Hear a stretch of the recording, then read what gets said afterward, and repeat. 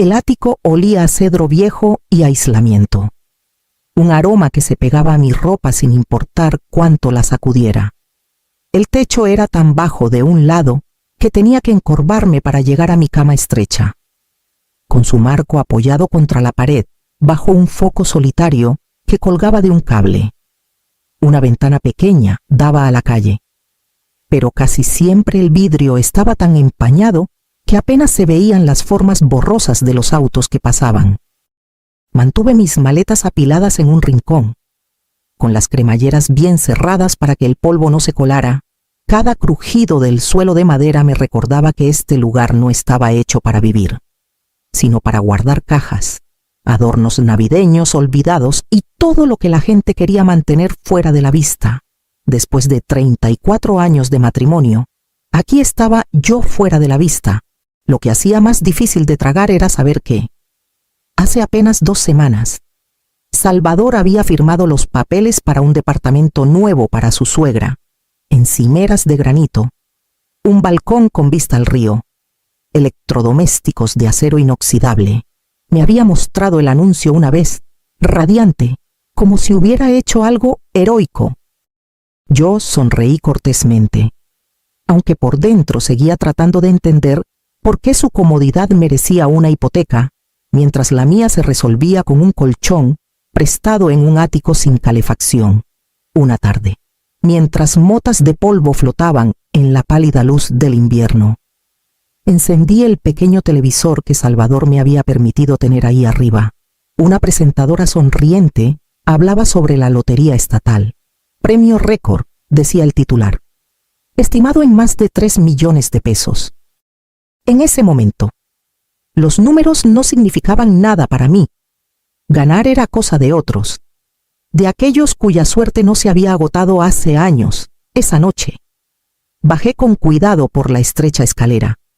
Evitando rozar las paredes, el aroma a pollo asado con romero llenaba la cocina.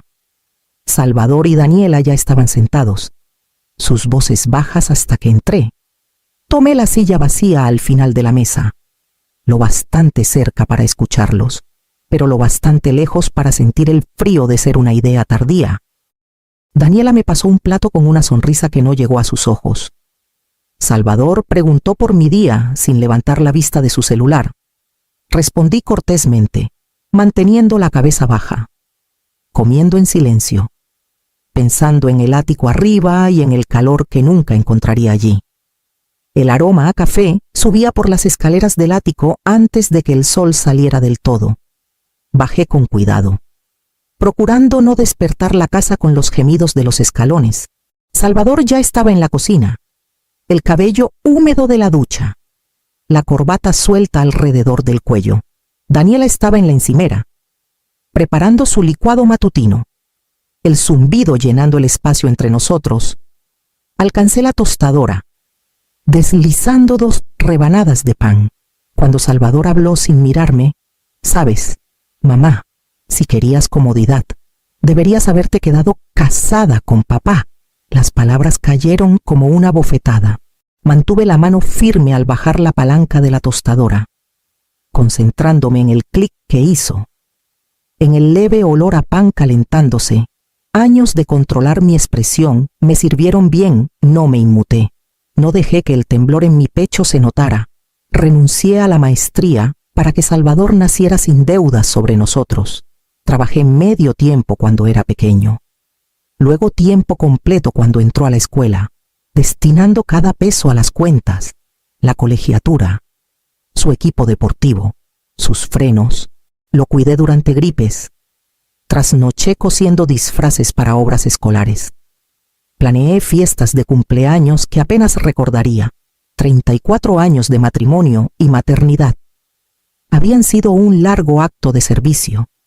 Y ahora, mi recompensa era un colchón en el ático y la sugerencia de que mis propias elecciones me habían traído aquí. Unté mantequilla en mi tostada con precisión lenta, manteniendo los ojos en el plato. «Probablemente tengas razón», dije con calma, sentándome. Fue la única respuesta que me atreví a dar. Salvador tomó un sorbo de su café. Satisfecho, ya pensando en su agenda del día, Daniela me miró brevemente, luego volvió a su licuadora. Ninguno notó que, tras 2 bocados, aparté mi plato en silencio. Arriba, el aire del ático se sentía más pesado que nunca. Me senté al borde de la cama, mirando el vidrio empañado de la ventana, y supe con absoluta claridad que no podía quedarme allí ni una semana más, ni un día más de lo necesario. Mañana empezaría a planear a dónde ir, esa noche. Después de que Salvador y Daniela se fueron a dormir, me senté con las piernas cruzadas en el suelo del ático, con mi laptop sobre las rodillas. La luz de la pantalla hacía que las motas de polvo parecieran pequeñas luciérnagas flotando en el aire viciado. Mi saldo bancario parpadeaba frente a mí 9.500 pesos con 16 centavos. Eso era todo lo que tenía a mi nombre. El acuerdo de divorcio seguía atascado en discusiones entre abogados, cada parte peleando por líneas de propiedad y cuentas de retiro.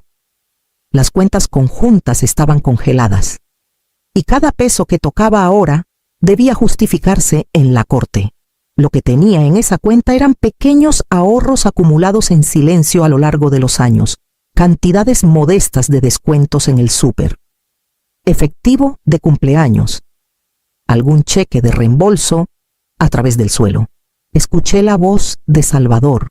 No capté cada palabra, pero la tensión en su tono era nueva. Sí, entiendo que los números no pintan bien. No, encontraré una forma de cubrirlo. Una pausa. No, Daniela no lo sabe. El ritmo de sus pasos resonaba en las tablas, lento, deliberado, como un hombre ensayando su próximo movimiento. Cerré la laptop, recostándome en la cama. Si sus finanzas tambaleaban, las mías estaban en ruinas. Las paredes del ático parecían más cercanas que nunca. El aire más delgado. Me había dicho a mí misma que podía soportar esto un poco más. Pero la verdad era más simple, no tenía ninguna razón para hacerlo. Antes del amanecer, me moví en silencio por el ático, doblando ropa en mi vieja maleta y metiendo mi laptop en su estuche. El sonido de la cremallera era demasiado fuerte en la quietud. Mi segunda bolsa, solo zapatos y unos pocos libros, era lo bastante ligera para llevarla sin esfuerzo. Al pie de las escaleras, me detuve a escuchar. La casa estaba en silencio. Solo el leve zumbido del refrigerador en la cocina. Abrí la puerta principal con cuidado. El aire fresco entrando como una promesa, cuando las primeras luces del amanecer tocaron la calle. Caminaba hacia la terminal de autobuses, mis bolsas en la mano, y sin más plan que alejarme lo más posible de ese ático. La cafetería de la terminal olía ligeramente a pan quemado y café fuerte. Me acomodé en una mesa de esquina, con mis bolsas cerca, y conté los billetes en mi cartera. 100 pesos era todo lo que me sentía cómoda, gastando ese día suficiente para un café y tal vez un sándwich pequeño para estirarlo hasta mañana. El señor Ramírez, el dueño del lugar, estaba detrás del mostrador, limpiándolo con la misma precisión lenta que recordaba de años atrás. Cuando Salvador aún iba a la escuela y yo pasaba por aquí de vez en cuando, me saludó como si no hubiera pasado el tiempo. «¿Café?», preguntó, ya alcanzando una taza de cartón. Mientras vertía el café, mis ojos se posaron en un exhibidor brillante cerca de la caja, una fila de boletos de lotería, con un titular prometiendo un premio récord, más de 3 millones de pesos. Era el mismo premio que había visto en el televisor del ático.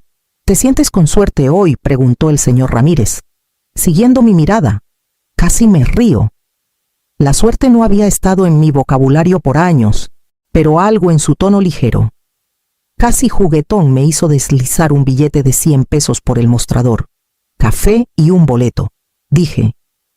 Pasó el boleto por la máquina. Lo arrancó con cuidado y me lo entregó con el cambio. El papel se sentía ligero en mi mano. Solo otra pequeña apuesta en una vida que había sido puro riesgo no elegido. Para la noche. Estaba en un motel de carretera, de esos con letreros de neón que zumban, y un televisor atornillado al tocador. Tomé un sorbo de café tibio de la cafetería, mis bolsas apoyadas contra la puerta, y escuché a medias las noticias de la noche. Los números aparecieron en la pantalla uno tras otro: 7, 14, 23, 31, 42, Powerball 18. Me quedé helada, lentamente. Saqué el boleto de mi cartera y los comparé. Una vez, 2 veces, una tercera, con el corazón latiendo más fuerte con cada coincidencia. Todos los números estaban ahí. La habitación del motel no cambió el papel tapiz descascarado. La luz zumbante, pero sentí que el suelo se movía bajo mis pies. Mis manos temblaban, no por incredulidad, sino por la repentina comprensión de lo que esto significaba. Doblé el boleto con cuidado. Lo guardé en mi cartera y lo puse a mi lado en la cama.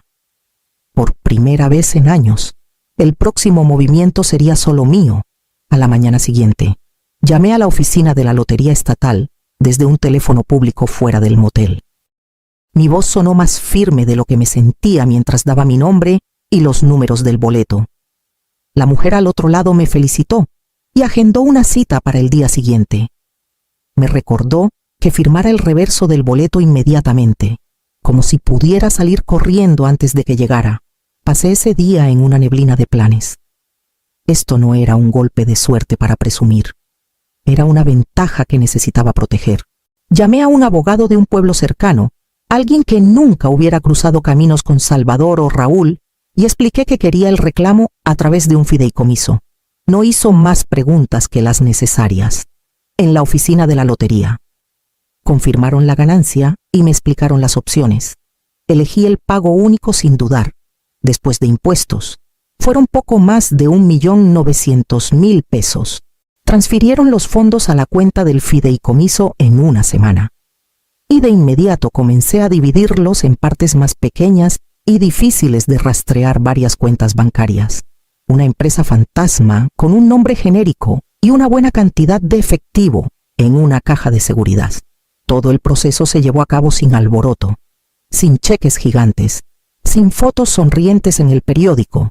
Mi nombre no aparecería en registros públicos por al menos 2 meses, y para entonces sería irreconocible por las circunstancias, si no por el rostro. Esa primera noche tras la transferencia, me senté en la quietud de mi motel, mirando el comprobante impreso del saldo. Los números eran casi abstractos, más de lo que jamás imaginé tener en mi poder. Durante años, pedí tan poco, solo lo suficiente para mantener un techo encima y las cuentas pagadas. Ahora, podía comprar techos, edificios enteros, y nunca necesitar permiso para entrar. El miedo que había sido una corriente constante en mi vida comenzó a disolverse.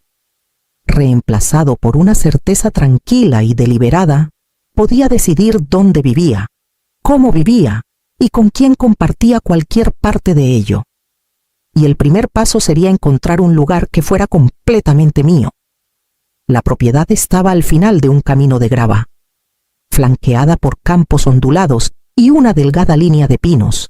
Desde el momento en que bajé de la camioneta del agente inmobiliario, sentí la quietud envolviéndome, no de manera asfixiante, sino como un escudo. La casa principal era modesta revestimiento blanco, un porche amplio, nada que llamara la atención innecesariamente. Lo que captó mi mirada fue el granero. Había sido renovado en una estructura sólida y funcional, con establos en la planta baja y un pequeño departamento en el altillo. El agente mencionó que alguna vez albergó a trabajadores temporales durante la cosecha. Subimos por las estrechas escaleras hasta una puerta con pintura descascarada. Y cuando la abrió, entré y sonreí sin querer. El espacio era limpio pero sencillo, techos bajos, una ventana de buhardilla y apenas espacio para una cama estrecha, una mesa pequeña y una cocineta en la esquina. El baño no era más grande que un closet, con una regadera y un espejo agrietado sobre el lavabo. Era humilde, casi austero, pero tenía el mismo aire que el ático de Salvador. Supe de inmediato que este altillo tendría un propósito más allá del almacenamiento. Hice la oferta esa tarde, precio completo, en efectivo. Cierre en 3 semanas, sin contingencias. El alivio de la gente era palpable, para cuando giré la llave en la puerta principal. Ya había tomado mi siguiente decisión. Esto no sería solo mi refugio, sería un lugar que trabajara para algo más grande que yo. Contacté refugios locales y redes de rescate, informándoles que planeaba recibir animales necesitados de espacio y cuidado. Así conocí a Marisol Quintero, una estudiante de veterinaria de 24 años buscando trabajo donde vivir. Tenía manos rápidas, una sonrisa pronta y ojos que no se inmutaban ante historias duras. Cuando le ofrecí el dormitorio grande en la casa principal, a cambio de ayuda a medio tiempo, aceptó de inmediato. En una semana, tuvimos nuestros primeros residentes 2 perros del refugio del condado, un caballo rescatado de un caso de negligencia y un par de cabras abandonadas cuando sus dueños se mudaron. Cada mañana, el sonido de cascos y patas reemplazaba el silencio inquieto que conocí en el ático de Salvador. Y cada vez que subía esas estrechas escaleras del granero, recordaba exactamente cómo se sentía que te dieran apenas lo suficiente para sobrevivir. Ya sabía quién podría estar viviendo allí algún día, para finales del verano. Los campos alrededor de mi propiedad se habían vuelto dorados, y el granero estaba lleno de sonidos constantes, cascos moviéndose en la paja, balidos bajos de las cabras, la voz de Marisol tarareando mientras trabajaba. No había hablado con Salvador en meses, pero las noticias viajaban. Un conocido en común mencionó que su empresa estaba reduciendo personal. 2 semanas después, supe que él estaba entre los despedidos. Por la misma época, me enteré de que la madre de Daniela había vendido su departamento con vista al río y se había mudado para estar cerca de su hermana en otro estado. El momento no podía ser peor para ellos. Daniela estaba en su 7º mes de embarazo. Su contrato de renta estaba por terminar y el finiquito de Salvador no alcanzaría lejos. Era una tarde cálida y ventosa cuando vi el rastro de polvo en el camino hacia mi portón. Un SUV plateado desaceleró y se detuvo. Salvador salió primero. Con la misma sonrisa cortés que usaba con vecinos y clientes, Daniela lo siguió, moviéndose más despacio, su vientre prominente bajo un vestido suelto. «Mamá», dijo Salvador, apoyando las manos en el portón, «necesitamos hablar». Me recargué en la baranda superior, dejando que el momento se alargara. Lucían cansados el cabello de Salvador un poco demasiado largo, el rostro de Daniela pálido y demacrado. «Nos han pasado algunas cosas», continuó. «Estoy sin trabajo y con el bebé en camino». Miró hacia la casa principal. «Esperábamos poder quedarnos aquí un tiempo, solo hasta que nos recuperemos». Asentí lentamente, como si lo considerara por primera vez. Los ojos de Daniela siguieron los míos hacia el porche. Las ventanas abiertas, las sillas a la sombra. Casi podía escuchar cómo se imaginaba allí, lejos del calor y el polvo. Finalmente, di un paso atrás y abrí el portón. «Pueden quedarse», dije, «pero no en la casa». Intercambiaron una mirada rápida. Confundida, «En el altillo», añadí, señalando hacia el granero. «Está disponible». Me giré hacia el camino antes de que pudieran responder, dejando que el crujido de mis botas en la grava me llevara de vuelta al trabajo que esperaba en los establos. Los guié por el patio, el viento trayendo el olor a heno y tierra tibia. Las puertas del granero estaban abiertas, el interior oscuro salvo por finas bandas de luz que se filtraban por las rendijas. Marisol levantó la vista de cepillar a uno de los caballos, con curiosidad en el rostro, pero no dijo nada. Las escaleras al altillo eran estrechas, la madera suavizada por años de uso. Subí primero, escuchando sus pasos detrás de mí, más lentos ahora. En la cima, abrí la puerta y la empujé. El espacio era limpio pero sencillo, muros blanqueados, una cama pequeña con una colcha simple, un tocador desgastado y una mesa en la esquina bajo la ventana de buhardilla. La cocineta era apenas suficiente para un refrigerador pequeño, una estufa de 2 quemadores y un fregadero. La puerta del baño colgaba ligeramente torcida. El tipo de imperfección que no afectaba su función, pero eliminaba cualquier ilusión de lujo. Salvador entró, su mirada recorriendo rápidamente la de habitación. Daniela se quedó en el umbral, con los brazos cruzados, los ojos entrecerrados ante el techo bajo y el suelo rayado. Esto es lo que hay, dije con calma. Viene con algunas reglas. A levantarse a las 5 para las tareas de la mañana, nada de música o tele alta después de las 9, los animales se asustan fácil. Todos contribuyen al trabajo, sin excepciones. Mamá comenzó, Salvador. Levanté una mano. No es negociable. Si están aquí. Son parte de la granja. Eso significa alimentar, limpiar establos, hacer reparaciones, lo que sea necesario. Los víveres y servicios están cubiertos, pero ustedes se encargan de sus comidas. El altillo es suyo mientras sigan las reglas. La boca de Daniela se tensó, su mirada fija en la cama como si la hubiera ofendido personalmente. Salvador asintió una vez. El movimiento rígido. Entendido. Bien, dije, retrocediendo hacia las escaleras. Le pediré a Marisol que traiga sábanas limpias. Pueden instalarse esta noche. Mientras bajaba, el sonido de sus voces bajas, tensas, me siguió, mezclándose con el crujido de la madera, en el pasillo principal del granero. Marisol me miró con una pregunta en los ojos. No respondí. Habría tiempo para eso después.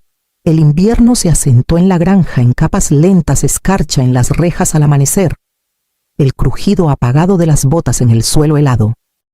Salvador se levantaba antes de la alarma casi todas las mañanas, ya poniéndose los guantes de trabajo cuando salía al granero. Al principio, se movía como hombre haciendo penitencia, con los hombros rígidos, evitando mi mirada. Pero, con el tiempo, los movimientos se volvieron naturales: revisar bebederos, reparar pestillos, guiar a los caballos al pasto con manos firmes. Daniela se mantuvo en el altillo al principio, saliendo solo para citas en el pueblo o viajes rápidos a la tienda de alimentos para animales. Pero un día apareció en la mesa de la cocina con un montón de recibos y una libreta. Tus registros de donaciones están desordenados, dijo con naturalidad. La dejé trabajar, curiosa por ver si seguiría. Para el final de la semana, había organizado 6 meses de gastos en carpetas codificadas por color y creado un sistema digital que incluso Marisol admitió era mejor que el nuestro. Las quejas que marcaron sus primeros días aquí sobre los madrugones, el aire frío en el altillo, la falta de espacio se desvanecieron. Seguían manteniéndose algo apartados, pero noté pequeños cambios. Salvador deteniéndose a acariciar el cuello de un caballo tras alimentarlo.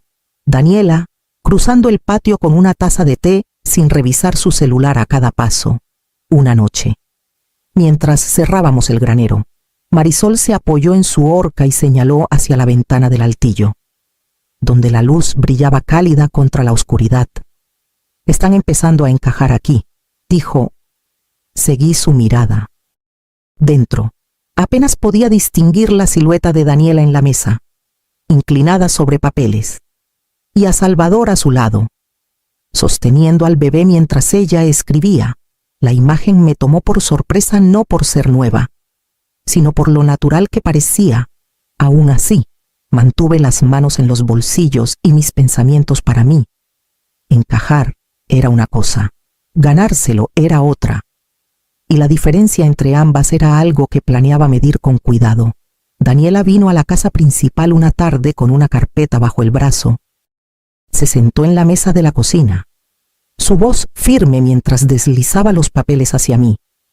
Era una propuesta formal. Ella y Salvador querían quedarse como administradores de la granja a tiempo completo, con salarios modestos y responsabilidades claras. El altillo permanecería a mi nombre, registrado permanentemente. Merecimos lo que pasamos, dijo. Nos cambió, nos hizo mejores. Pasé las páginas sin comentar. Hay algo más, añadió en voz baja. Salvador le habla al bebé de ti todas las noches. Le dice que eres fuerte, que has sacrificado más que nadie que él conozca. Quiere que crezca respetando eso. La miré por un largo momento antes de asentir.